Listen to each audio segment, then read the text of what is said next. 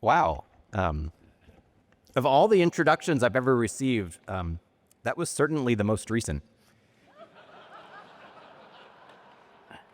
So thank you, Rob. And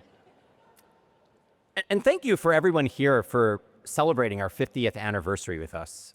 When I look out at this room, my heart's filled with gratitude.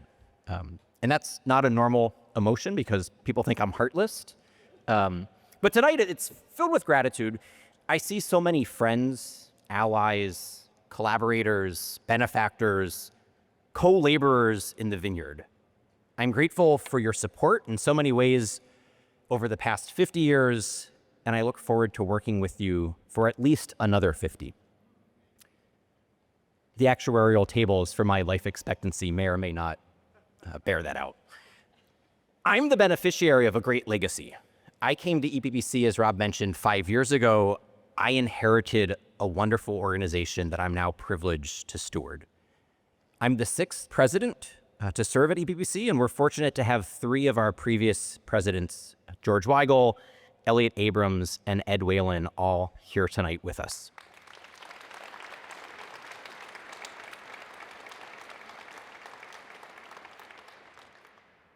When the board interviewed me for the job, they explained that some institutions serve their purpose and come to realize that it's time to sunset.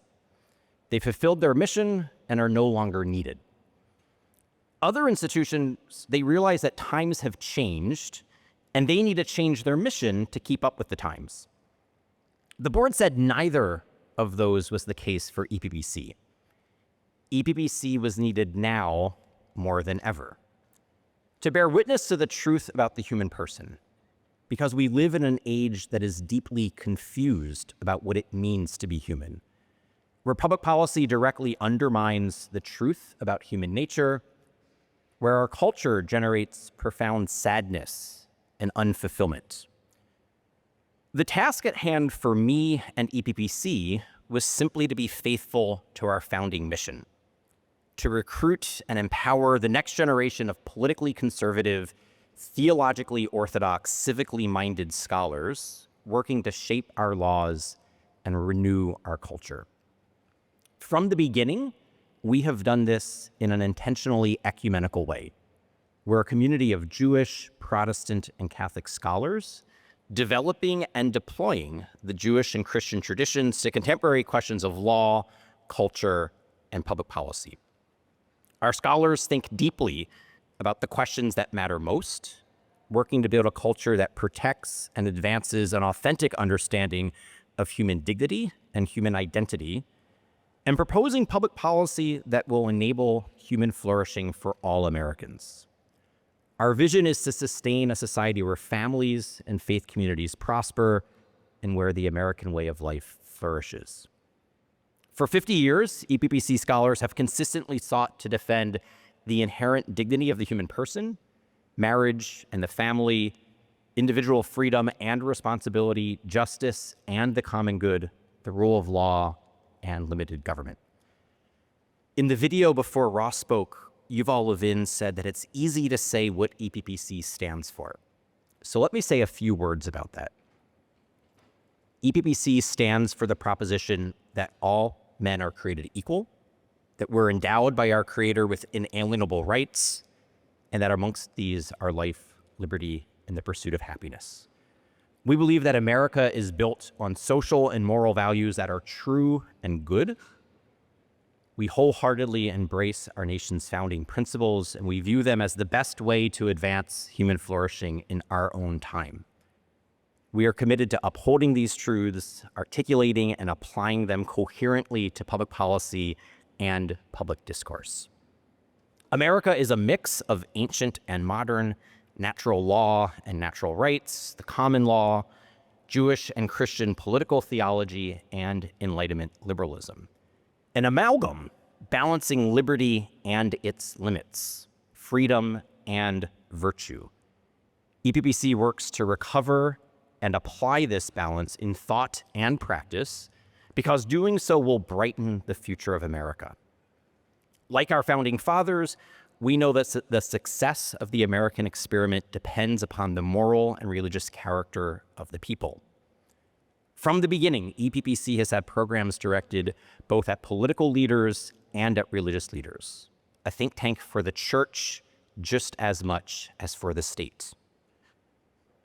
There's no shortage of punditry offering hot takes and social media memes, but EPPC takes a different approach.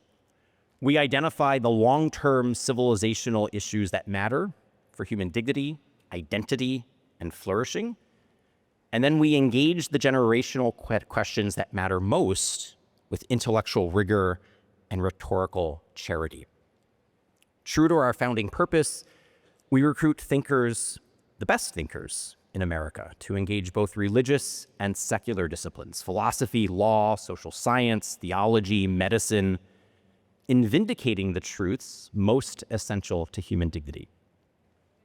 We don't attempt to work in every area of public policy, only in those that most directly implicate the human person, and that allows us to make a distinctive contribution to major institutions of American civil society.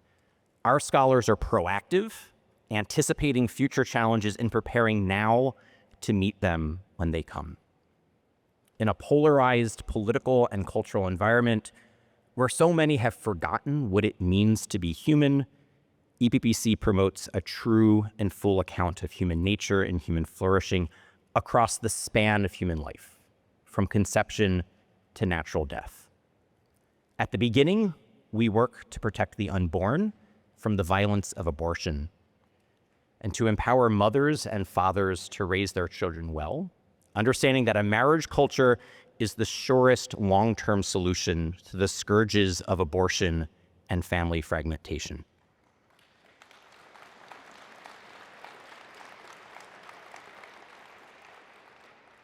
Parents can't do it alone, however.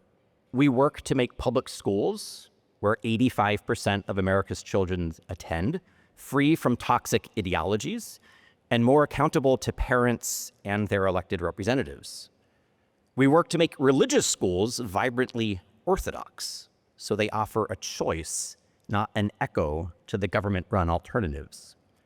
We work to reform culture so children can have an authentic childhood, where parents have authority over big tech's encroachments, and where children are free from gender ideology to feel at home in their own bodies.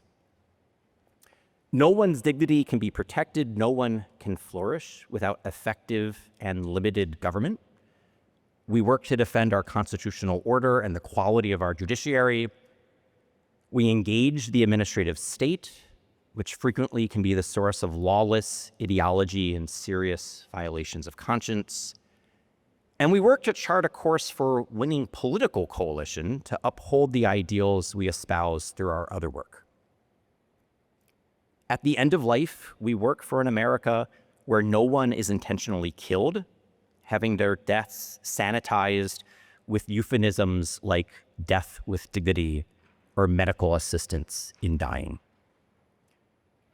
The most important truth of human nature is that we are made in the image and likeness of God. That is why we were so unique 50 years ago and continue today to have programs devoted to strengthening religious communities.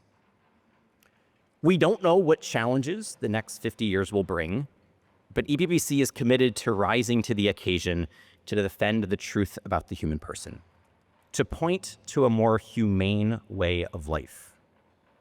Our guiding lights 50 years ago remain the same today.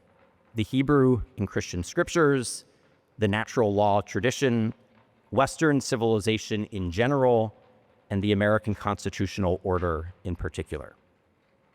Whatever these next challenges may be, we'll be as faithful to our touchstones for the next 50 years as we've been for the past 50 years. As Ross's rather sobering remarks remind us, there are many bleak possibilities, but history isn't a blind force. It's shaped by people like you and me. It's determined by the choices that we make. And I'm thankful that so many of you in this room are with us for this civilizational fight. Thank you to our coalitional partners. We aren't so naive or arrogant to think that we alone can produce the religious humanism that Ross described. It's only in coalition with our allies, like those in this room tonight, that we can effectively propose this more humane path. Thank you to our allies, the various public policy organizations and public interest law firms who have helped sponsor tonight's gala. Thank you to the political and religious leaders who are with us tonight. We exist to serve you, to help you more effectively fulfill your duties to promote the political and ecclesial common good. You honor us tonight with your presence, and we're grateful you could be here with us. And of course, as Rob mentioned, we're fortunate to have so many of our board members and benefactors here tonight. We don't take government money, and surprising as it may sound, there aren't special interest groups throwing money at us to defend human nature. All that we do is made possible through selfless, sacrificial giving of time, talent, and treasure. And for that, I'm profoundly grateful. And lastly, thank you to my EPPC colleagues. You do important work, and you do it well. Long before I became president of EPPC, I was grateful for the work that you do. And even if I wasn't president today, I'd be thankful for the future you are helping to build for my children. But as president, I'll simply say thank you for the great work that you do, as it makes my job so easy.